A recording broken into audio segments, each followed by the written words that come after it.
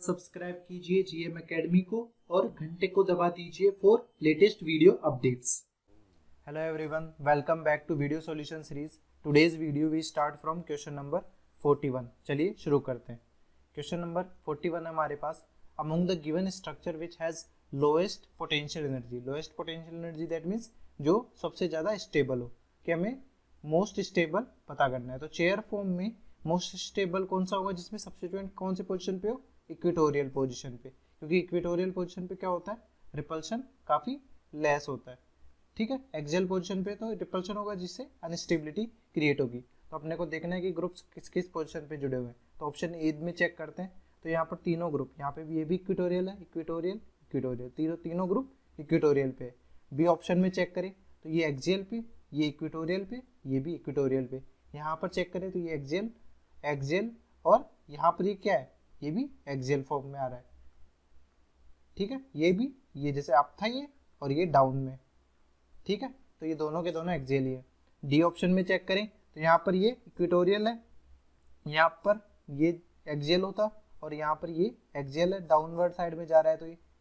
ठीक है, तो यहाँ पर इक्वेटोरियल, एक्सियल और ये एक्सियल।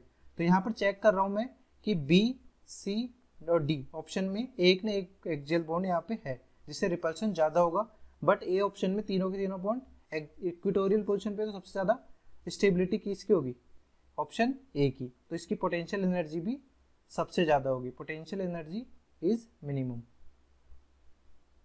दैट्स इट, क्या आंसर हो जाएगा अपना ए। नेक्स्ट क्वेश्चन है 42, which of the following molecule are chiral. तो कायरल मॉलिक्यूल के लिए अपने को क्या चेक करना होता है कि प्लेन ऑफ सिमेट्री और सेंटर ऑफ सिमेट्री, इन दोनों में से कोई भी प्रेजेंट नहीं है तो मॉलिक्यूल कौन सा हो जाएगा, कायरल, या ऑप्टिकली एक्टिव भी चेक कर सकते हैं। तो यहाँ पर देखते हैं कि फर्स्ट कंपाउंड है, इसमें कायरल कार्बन, ये वाला कायरल कार्बन है और ये वाला भी कायरल कार्बन है। अब इस मॉलिक्यूल को अपन चेक करें तो ये मॉलिक्यूल कहीं से भी आपको दिख रहा है जिसके से ब्रेक किया जा सके इक्वल पार्ट में, तो नहीं कर सकते। जैसे आप यदि सोचे कि इस तरह से मैं ब्रेक कर दूं तो यहाँ पर ये वाला जो पोर्शन होगा एक्स्ट्रा होगा, तो ये दो इक्वल पार्ट में डिवाइडेड नहीं हो सकता। तो यहाँ पर प्लेन ऑफ सिमेट्री नहीं है और सेंटर ऑफ सिमेट्री भी नहीं दिख रही है, क्योंकि जो बी आर भी है वो दोनों सेम साइड है, यानी अपर साइड में। तो ये हो जाएगा कायरल मॉलिक्यूल। ठीक है, सेकंड ऑप्शन देखते हैं। तो सेकंड ऑप्शन में हमारे पास यहाँ पर देखें तो हमारे पास यहाँ पर क्या है कि आप इस तरह से यदि इसको इमेजिन कि इनको दोनों को सर्कल बनाए और यदि इसको जाते हुए, यानी ये भी ब्रेक हो रहा है और इस तरह से ब्रेक होता जाए, तो ये दोनों तो एक दूसरे के मिरर इमेज में आ जाएंगे, बट यहाँ पर ये जो CH3 है इसका हमें मिरर इमेज नहीं मिल पाएगा। तो यहाँ पर भी प्लेन ऑफ सिमेट्री नहीं होगा और सेंटर ऑफ सिमेट्री भी नहीं होगा। ठीक है, आपको समझ में आ रहा है कि ज़्यादा से ज़्यादा पॉसिबिलिटी इस तरह से काटने की हो सकती थी इस प्लेन को, बट यहाँ पर इस CH3 का हमें मिरर इमेज नहीं मिलेगा, तो यहाँ पर POS नहीं होगा। तो ये मॉलिक्यूल भी कौन सा हो जाएगा, कायरल मॉलिक्यूल और ऑप्टिकली एक्टिव। थर्ड क्वेश्चन में देखते हैं। तो थर्ड क्वेश्चन में ऑप्टिकल एक्टिविटी चेक करनी है, तो इसके लिए क्या करते हैं कि इसको थोड़ा अरेंज करते हैं कि इस कायरल कार्बन पर वो करेंगे कि COH को एक बार ऐसा, फिर इस तरह से डबल स्विच करेंगे तो इसका कॉन्फ़िगरेशन रिमेन्स कांस्टेंट। तो यहाँ पर देखें तो पहले COH यहाँ पर आ गया था जिससे OH यहाँ पर आया था। ठीक है, OH यहाँ पर आया था, फिर H के साथ में इसको रिप्लेस किया तो OH इधर आ जाएगा। ठीक है, ऐसा क्यों किया, क्योंकि सिंगल स्विच में क्या होता है, कॉन्फ़िगरेशन चेंज हो जाता है, और डबल स्विच में जैसे यहाँ पे R था तो अब भी यहाँ पे ये मैंने माना है से, तो यहाँ पर ये भी R ही रहेगा। ठीक है, और यहाँ पर OH, H और बाकी COH को रख देंगे। तो यहाँ पर देखें तो ये दोनों मॉलिक्यूल एक ही हैं। तो यहाँ पर ऑब्जर्व कर रहा हूँ मैं, तो यहाँ पर एक POS आ रहा है। ठीक है, तो POS आने की वजह से ये मॉलिक्यूल क्या हो जाएगा, अकायरल। तो हमें कैलकुलेट करना था कि विच मॉलिक्यूल्स आर कायरल। तो फर्स्ट और सेकंड कायरल है, तो हमारा आंसर हो जाएगा डी। नेक्स्ट क्वेश्चन 43 है हमारे पास कि यहाँ पर कुछ कंपाउंड्स दिए हुए हैं, जैसे एक compound was synthesised by a student but its structure was not identified. However his wonderfully helpful instructor told him that it was a meso compound, कि हमारे पास मीजो होना चाहिए with a 5 carbon and 2 stereogenic centres. Which of the following structure should the student consider at possibilities for his compound. तो हमारे पास यहाँ पे है कि मीजो कंपाउंड हमें कैलकुलेट करना है, जिसमें क्या हो गए 5 कार्बन और 2 स्टीरियोजेनिक सेंटर। तो यहाँ पर ये वाला ऑप्शन कैंसिल हो जाएगा, क्योंकि यहाँ पर कोई भी स्टीरियोजेनिक सेंटर या कायरल कार्बन नहीं है। नो कायरल कार्बन, तो ये ऑप्शन तो डायरेक्टली कैलकुलेट हट गया। अब फर्स्ट ऑप्शन में चेक करते हैं, तो यहाँ पे 2 स्टीरियोजेनिक सेंटर है 5 कार्बन भी है और हमें पॉसिबिलिटी चेक करनी है कि वहाँ पर वो मीजो बन सकता है या नहीं बन सकता है। तो यदि अब यहाँ पर ये दोनों कायरल कार्बन है तो ये जो Br है ये वेज पे भी हो सकता है, डैश पे भी हो सकता है। पर यदि हम इसको इस तरह से रख दें कि यहाँ पर इसको हम दोनों को वेज पे रख दें, यहाँ पे Br भी वेज पे और ये Br भी वेज पे, देन हम यदि एक प्लेन से इस पूरे मॉलिक्यूल को ब्रेक करते हैं इस तरह से तो ये एक POS आ जाएगा, ठीक है। और COS तो होगा नहीं, POS आते ही ये क्या हो जाएगा मॉलिक्यूल मीजो। एक सिमेट्री एलिमेंट चाहिए होता है, इधर POS मिल जाए या COS मिल जाए, और कायरल कार्बन तो है ही, तो एक पॉसिबिलिटी इसकी ये हो सकती है। तो यहाँ पर पहला ऑप्शन हो सकता है। सेकंड में चेक करें तो सेकंड में हमारे पास कायरल कार्बन कौन सा है, एक ये और एक ये, ठीक है। अब इस कायरल कार्बन का कॉन्फ़िगरेशन क्या हो सकता है, R और S दोनों कुछ भी हो सकता है। तो लेट्स से मैंने मान लिया कि इसका कॉन्फ़िगरेशन R है, R मान लिया, और इसका कॉन्फ़िगरेशन S। अब यदि ये दोनों कॉन्फ़िगरेशन S आ रहे हैं, इस तरह से आ रहा है R और S, तो इन दोनों को इस प्लेन से हम ब्रेक कर सकते हैं। प्लेन से ब्रेक करने का मतलब क्या है कि R का मिरर इमेज जो बनेगा S, S का R, तो यहाँ पर भी POS प्रेजेंट हो सकता है, पॉसिबिलिटी है। तो यहाँ पर भी एक मीजो कंपाउंड बन सकता है, ठीक है। इसके अलावा other optically active stereo isomer भी बन सकते हैं, बट अपने को चेक करना है कि वहाँ पर मीजो बन सकता है या नहीं बन सकता। तो फर्स्ट और सेकंड में मीजो बन सकते हैं। थर्ड ऑप्शन में देखते हैं, थर्ड में हमारे पास ये कायरल कार्बन है और ये कायरल कार्बन है। यहाँ पर ये हमेशा ऑप्टिकली एक्टिव रहेगा, क्यों? क्योंकि यहाँ पर CH3 है और ये CH2CH3 है, इथाइल है, दोनों ही ग्रुप डिफरेंट है, तो ये हमेशा ऑप्टिकल एक्टिव होगा। इसमें कितने स्टीरियो आइसोमर बनेंगे, 4 स्टीरियो आइसोमर्स बनेंगे, ठीक है, जो सारे के सारे क्या होंगे, ऑल आर ऑप्टिकली एक्टिव या कायरल, कोई भी मीजो नहीं होगा। थर्ड ऑप्शन हो गया। फोर्थ ऑप्शन में भी देखें, फोर्थ भी सेकंड की तरह ही सिमिलर है। यहाँ पे 2 कायरल कार्बन है, एक का कॉन्फ़िगरेशन R होता है और एक का कॉन्फ़िगरेशन S होता है से, तो यहाँ पर इस प्लेन से आप इसको इक्वली डिवाइड कर सकते हैं। तो यहाँ पर भी POS प्रेजेंट होगा, तो ये भी क्या हो जाएगा, मीजो। तो यहाँ पर चेक करें कि मीजो कंपाउंड कौन कौन से हो सकते हैं। तो यहाँ पर फर्स्ट, सेकंड एंड फोर्थ ये हमारे पास मीजो कंपाउंड हो सकते हैं। तो ऐसा कौन सा ऑप्शन मैच कर रहा है हमारे पास, तो हमारा आंसर हो जाएगा ए। नेक्स्ट क्वेश्चन देखते हैं 44, how many isomers are possible for the following molecule. तो आइसोमेरिज्म के लिए क्या फॉर्मूला लगाते हैं, एक तो ये क्या है, अनसिमेट्रिकल मॉलिक्यूल है, तो अनसिमेट्रिकल मॉलिक्यूल के लिए स्टीरियो आइसोमर जो का फॉर्मूला होता है वो क्या होता है, 2 to the power n, 2 to the power n। अब नंबर ऑफ स्टीरियोजेनिक साइट्स देखनी है जहाँ पर स्टीरियो आइसोमेरिज्म हो सकती है। तो एक तो यहाँ पर देख लीजिए कि यहाँ पर GI हो सकता है, और एक ये वाला कंबाइन, ये क्यूमुलिन टाइप का सिस्टम है, यानी ये वाला कार्बन और ये वाला कार्बन। इसको हम इस तरह समझ सकते हैं कि यहाँ पे C double bond C double bond C, ठीक है। इसके साथ ये जुड़ा हुआ है ये H CH3, और यहाँ पे जुड़ा हुआ है CH double bond CH C double OH।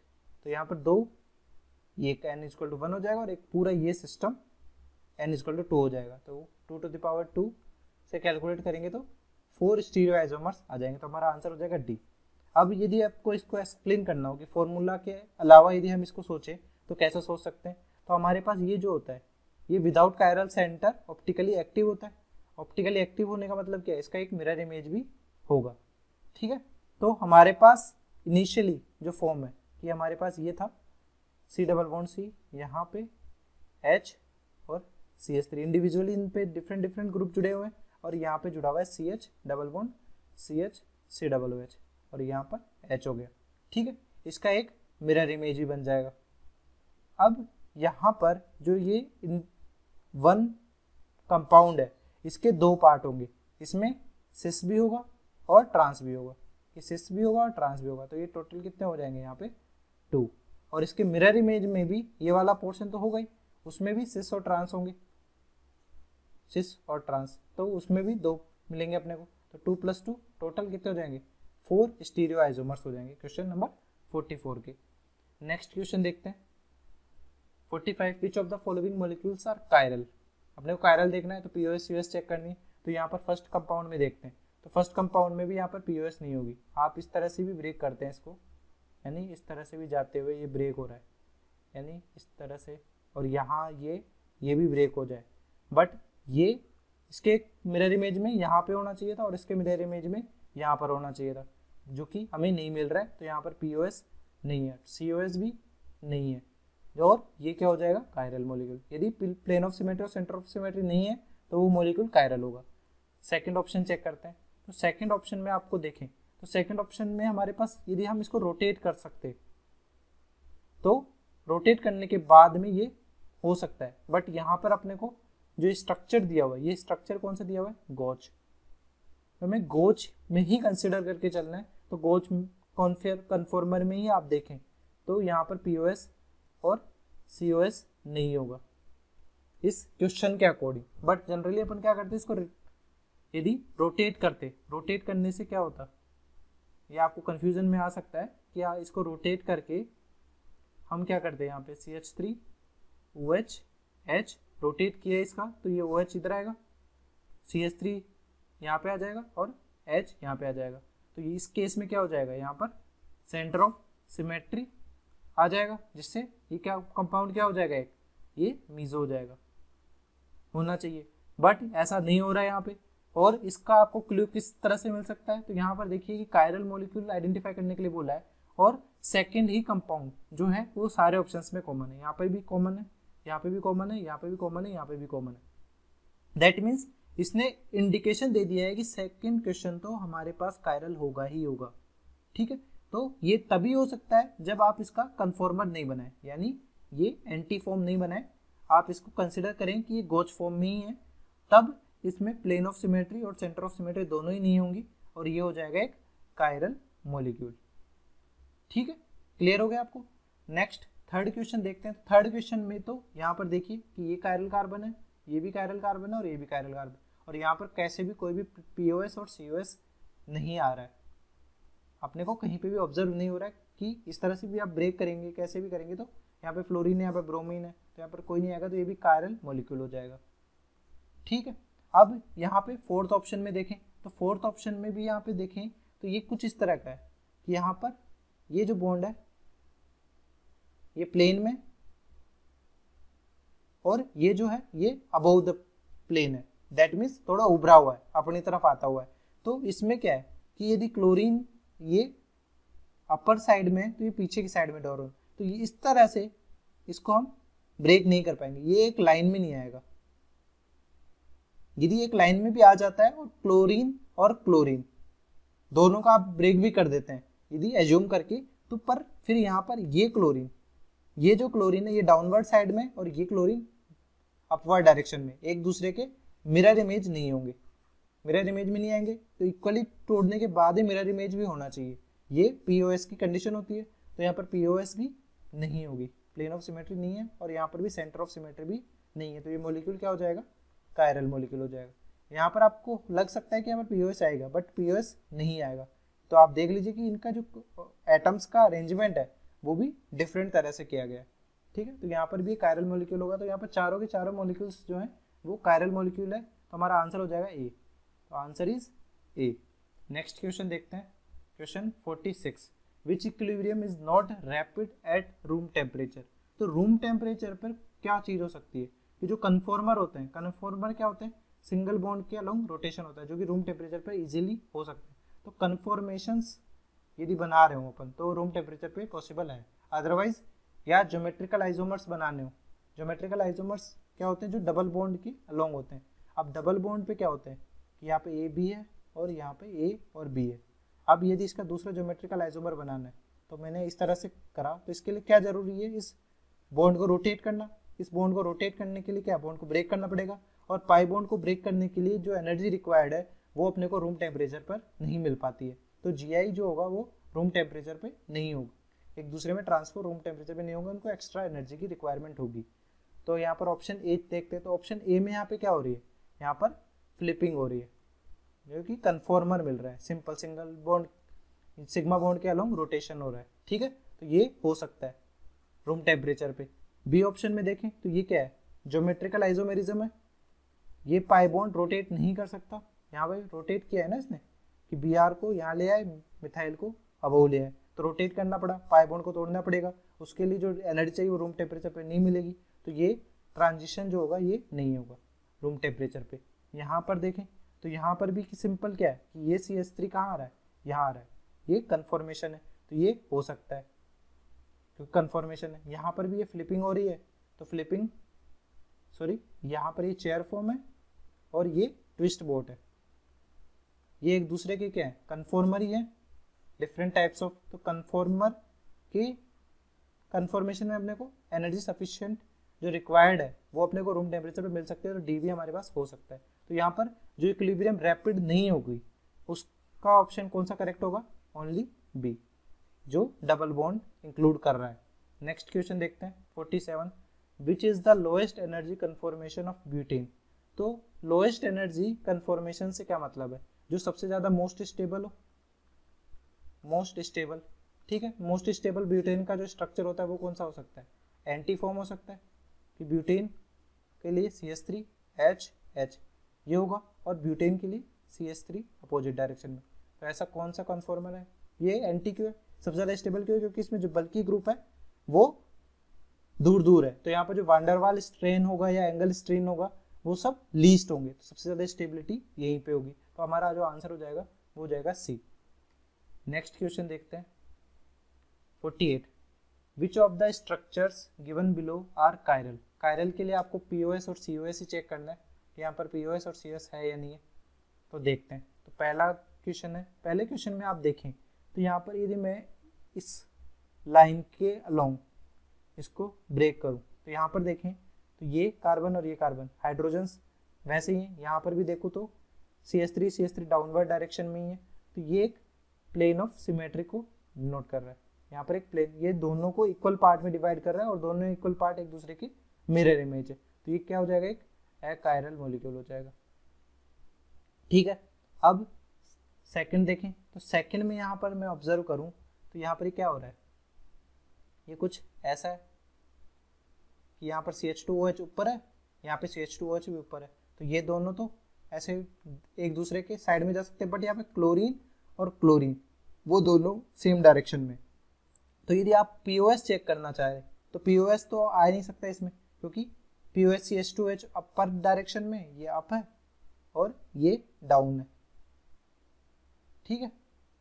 But और यदि यहाँ पे COS चेक करें तो COS के लिए क्लोरीन को यहाँ पे होना चाहिए था, यदि क्लोरीन यहाँ पे होता तब COS की पॉसिबिलिटीज बन सकती थी, बट यहाँ पर वो भी नहीं बनेगा। तो यहाँ पर POS भी नहीं है और COS भी नहीं है, तो ये एक कायरल मॉलिक्यूल हो जाएगा, ठीक है। तो इसको यदि आप डिटेल यानी थोड़ा सा और यदि कंफ्यूजन हो रहा हो तो इसको इस तरह से भी समझ सकते हैं कि जैसे इसको आप न्यूमेन प्रोजेक्शन में कन्वर्ट कर लीजिए कि आपने न्यूमेन प्रोजेक्शन बनाया, तो न्यूमेन में क्या करेंगे कि ये Cl है, H है और CH2OH है, ठीक है। अब CH2OH पीछे वाला जो कार्बन है ये मैं यहाँ से देख रहा हूँ, ठीक है। CH2OH ऊपर वाला कार्बन है और क्लोरीन यहाँ पर है और H यहाँ पर है। तो यहाँ पर देखें कि ये दोनों तो अपोजिट डायरेक्शन में है, but chlorine chlorine same direction में, तो यहाँ पर इनके बीच में सेंटर ऑफ सिमेट्री भी नहीं आएगी और प्लेन ऑफ सिमेट्री भी नहीं आएगी, तो ये मॉलिक्यूल क्या हो जाएगा, कायरल हो जाएगा। नेक्स्ट थर्ड देख देते हैं। थर्ड में हमारे पास यहाँ पर देखें तो यहाँ पर ये CH2OH है और यहाँ पे CHO है। तो यहाँ पर यदि इस तरह से भी आप ब्रेक करते हैं तो ये दोनों एक दूसरे के इक्वल पार्ट तो होंगे नहीं, तो ये एक मॉलिक्यूल डायरेक्टली क्या हो जाएगा, कायरल हो जाएगा, क्योंकि यहाँ पर कायरल सेंटर्स तो हैं और प्लेन ऑफ सिमेट्री नहीं आ रही है और centre of symmetry Fischer projection में अपन नहीं दिखाते हैं या होता ही नहीं है, ठीक है।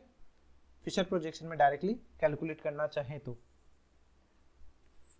फोर्थ ऑप्शन है, फोर्थ ऑप्शन में हमारे पास देखें तो यहाँ से यानी यहाँ पर इस OH को और H को आप एक सर्कल माने और इस तरफ से इनको ब्रेक कर दे, तो यहाँ पर इस कार्बन पे OH H इस डायरेक्शन में, इस कार्बन पे भी सेम है और यहाँ पे CH2OH है, यहाँ पे भी CH2OH है, तो इक्वली डिवाइड कर रहा है और तो इक्वली डिवाइड कर रहा है, एक दूसरे के मिरर इमेज है, तो ये क्या हो जाएगा, POS यहाँ पर हो जाएगा, तो ये मॉलिक्यूल क्या हो जाएगा, अकायरल यानी ऑप्टिकली इनएक्टिव हो जाएगा। फिफ्थ क्वेश्चन में देखें तो फिफ्थ में भी आप यदि इसको इस तरह से डिवाइड करते हैं तो ये ऑक्सीजन भी लाइक है सर्कल ही है, तो ये डिवाइड तो हो जाएगा, बट इन दोनों कार्बन को आप देखें, ये दोनों कार्बन कायरल है, बट इनमें POS ऑब्जेक्ट नहीं होगी क्योंकि यहाँ पर ये अपवर्ड डायरेक्शन में, तो यहाँ पर इसका मिरर इमेज भी जो होना चाहिए था वो भी अपवर्ड ही में ही होना चाहिए था, पर यहाँ पर डाउनवर्ड है, तो ये POS नहीं है, यहाँ पर प्लेन ऑफ सिमेट्री नहीं है, सेंटर ऑफ सिमेट्री भी नहीं है, तो ये मॉलिक्यूल क्या हो जाएगा, कायरल। ऑप्टिकली एक्टिव होगा तो कायरल हो जाएगा। तो इस तरह से देखें तो हमारे पास कौन कौन से कायरल मॉलिक्यूल हो रहे हैं यहाँ पर सेकंड मॉलिक्यूल कायरल था हमारे पास, उसके बाद थर्ड मॉलिक्यूल कायरल था और फिफ्थ। तो ऐसा कौन सा ऑप्शन मैच कर रहा है हमारे पास, second third fifth, option B is correct. Next question देखते हैं 49, which of the following carboxylic acids could be resolved by reaction with an enantiomerically pure chiral amine। तो हमें कार्बोक्सिलिक एसिड्स को रिजोल्व करना है। तो कार्बोक्सिलिक एसिड्स जो है हमारे पास वो रेसिमिक है, तो रेसिमिक है यानी मतलब प्लस माइनस दोनों के दोनों ही है। तो किसी भी रेसिमिक मिक्सचर को ऑप्टिकल रिजोल्यूशन मेथड से जो डी और एल होते हैं उनको सेपरेट आउट कर सकते हैं। और ऑप्टिकल रिजोल्यूशन मेथड में अपन क्या यूज करते हैं, ऑप्टिकली एक्टिव सॉल्वेंट यूज करेंगे या मॉलिक्यूल यूज करेंगे for separation of plus and minus या डी प्लस एल, की जो डी और एल फॉर्म होंगी कार्बोक्सिलिक एसिड के इनएंशियोमर्स जो है उनको सेपरेट आउट करने के लिए। तो अपने को चेक जो करना है इस क्वेश्चन में, चेक करना है कि इन चारों ऑप्शंस में से ए बी सी डी में से हमारे पास में कौन सा ऑप्टिकली एक्टिव कंपाउंड है। ठीक है, तो ए ऑप्शन में चेक करते हैं। तो ए ऑप्शन क्या है, प्लेनर मॉलिक्यूल है, तो इसमें प्लेन होगा इस तरह से, कंप्लीटली सारे एटम्स को हम ब्रेक कर देंगे, इस तरह से जाएगा। तो यहाँ पर एक प्लेन ऑफ सिमेट्री आ जाएगा जिससे ये क्या हो जाएगा, पूरा मॉलिक्यूल एकायरल। सिमिलरली यहाँ पर भी प्लेन ही होगा एक, जैसे सारे एटम्स को ये इक्वली डिवाइड कर देगा, तो ये भी मॉलिक्यूल क्या हो जाएगा, एकायरल। सिर्फ यहाँ पर देखें डी के केस में, तो डी के केस में भी यहाँ पर प्लेनरिटी आ रही है। ये दोनों जो हैं यदि ये sp3 होते हुए भी ये मॉलिक्यूल को पूरा इक्वली डिवाइड कर देंगे, क्योंकि यहाँ पर हाइड्रोजन्स जो है वो सेम टाइप के हैं।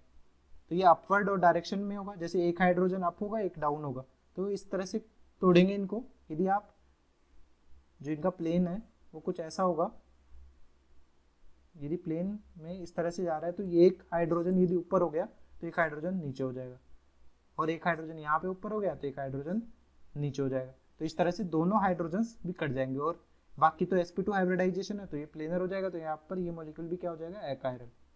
ठीक है, यहाँ पर जो कायरल मॉलिक्यूल होगा वो होगा सिर्फ ये क्या सिस्टम है, ये बाइफेनिल सिस्टम है। अब बाइफेनिल सिस्टम में यहाँ पर ये जो बॉन्ड है, यहाँ पर ये रोटेशन अलाउड है क्योंकि सिंगल बॉन्ड है। इन दो बल्कि ग्रुप, इनके बीच में रिपल्शन होता है, रिपल्शन की वजह से ये बॉन्ड रोटेट होके और रिंग एक दूसरे के आउट ऑफ प्लेन चली जाती है। आउट ऑफ प्लेन चली जाती है मतलब ये जैसे ये प्लेन में है और यहाँ पर ये जुड़ा हुआ है, तो ये कुछ इस तरह से, यहाँ पर देखें तो ये कुछ इस तरह से कि ये हमारे पास यदि बोर्ड के प्लेन में, तो ये बोर्ड से अपनी तरफ आते हुए इस तरफ बॉन्ड, और ये बोर्ड से पीछे की तरफ जाते हुए, तो इस तरह से ये ग्रुप जुड़ा हुआ है। इस तरह से ग्रुप जुड़ा होने की वजह से अब यदि आप इसको देखते हैं कि आप इसमें POS और COS चेक करना चाहे तो POS और COS नहीं आएंगी, क्योंकि एक प्लेन में नहीं है, तो यहाँ पर प्लेन ऑफ सिमेट्री भी नहीं आएगा और सेंटर ऑफ सिमेट्री भी नहीं आएगा। तो आपको ऑब्जर्व तो क्लियर हो ही रहा है कि यहाँ पर जो ग्रुप्स हैं यदि ये प्लेन में होते, इस तरह से प्लेन में ही रहते, रोटेट नहीं करती, तब हम इसको बराबर में या इस तरह से मोलिकुलर प्लेन से इसमें POS कैलकुलेट कर सकते थे। बट इन दोनों बल्कि ग्रुप्स की वजह से ये जो रिंग है ये रोटेट कर जाएगी, रोटेट करने की वजह से ये क्या हो जाएगा, आउट ऑफ प्लेन चला जाएगा। आउट ऑफ प्लेन होने की वजह से ये मॉलिक्यूल जो होगा ये कायरल हो जाएगा, तो कायरल हो जाएगा। और कायरल मॉलिक्यूल ये है विदाउट कायरल सेंटर, यहाँ पर कोई कायरल सेंटर नहीं है, बट इसकी क्या हो रही है, इसमें POS और COS नहीं आ रहा है, तो ये कायरल मॉलिक्यूल तो होगा और ऑप्टिकल एक्टिव भी होगा, और इसका एक कंपाउंड जो एक्स्ट्रा बनेगा वो बनेगा मिरर इमेज ही बनेगा। तो हमारा जो आंसर हो जाएगा वो हो जाएगा C। तो आपको क्लियर हो चुका है कि बाइफेनिल कंपाउंड ऑप्टिकल आइसोमेरिज्म भी शो करते हैं यदि वहाँ पर ऑर्थो पोजीशन पे दो बड़े बड़े ग्रुप जुड़े हुए हों। नेक्स्ट 50 क्वेश्चन देखते हैं, what is the relationship between the molecules in the following pairs. तो यहाँ पर देखते हैं कि ये जो दोनों पेयर दिए हुए हैं इनके बीच में क्या रिलेशन हो सकता है। तो यहाँ पर देखते हैं कि यहाँ CHO अपवर्ड डायरेक्शन में, CH2H डाउनवर्ड डायरेक्शन में। तो यदि किसी भी मॉलिक्यूल को कंप्लीटली आप 180 डिग्री पे रोटेट करते हैं तो उसका कॉन्फ़िगरेशन सेम रहता है। आपको जो रोटेशन करना है उसको थोड़ा समझ के करना है बस, कि जैसे ये CHO है, ये अपवर्ड जाएगा, 180 पे रोटेट करेंगे तो CHO, ठीक है। अब CHO के साथ में ये वाला जो कार्बन है ये भी रोटेट करेगा, तो ये रिप्लेस कर जाते हैं अपनी, ये H इधर आ जाएगा, OH इधर आ जाएगा 180 पे, तो इसके साथ में कार्बन था ये, अब इसके साथ में H इधर आ जाएगा, OH इधर आ जाएगा, ये ऊपर गया। सिमिलरली इस कार्बन पे देखें तो यहाँ पर H इधर आ जाएगा, OH इधर आ जाएगा, फिर ये वाला कार्बन देखें तो OH इधर आ जाएगा, 180 पे ही तो करना है आपको रोटेट, फिर ये इधर आ जाएगा, तो यहाँ पर OH यहाँ आ गया, H यहाँ पे आ गया। सिमिलरली यहाँ पे किया तो यहाँ पे क्या आएगा, H इस तरफ आएगा, OH नीचे, तो H फिर OH, फिर यहाँ पर CH2OH। तो हमने 180 डिग्री पे रोटेट किया इनको। 180 डिग्री रोटेट करने पर कोई भी कॉन्फ़िगरेशन में चेंज नहीं होता। दैट मीन्स ये दोनों जो पार्ट है ये दोनों आइडेंटिकल है, ठीक है, कॉन्फ़िगरेशन में कोई चेंज नहीं है। बट हमारे पास ये देखें तो ये जो मॉलिक्यूल है ये किससे सिमिलर मिल रहा है अपने पास, ये दोनों सिमिलर है, सिमिलर दिख रहे हैं अपने को, इनमें कोई भी डिफरेंस नहीं है। तो इन दोनों के बीच में रिलेशन क्या हो गया, ये दोनों मॉलिक्यूल भी क्या सेम है या आइडेंटिकल है, तो हमारा जो आंसर हो जाएगा वो हो जाएगा सी। That's it for today. Thanks for watching. Hopefully this video solution series helped you out to clear your doubts. Give this video a thumbs up if it is useful for you. If you are new to this channel, make sure to click the subscribe button and bell notification icon so you don't miss latest videos from our video solution series and education related stuff from GM Academy.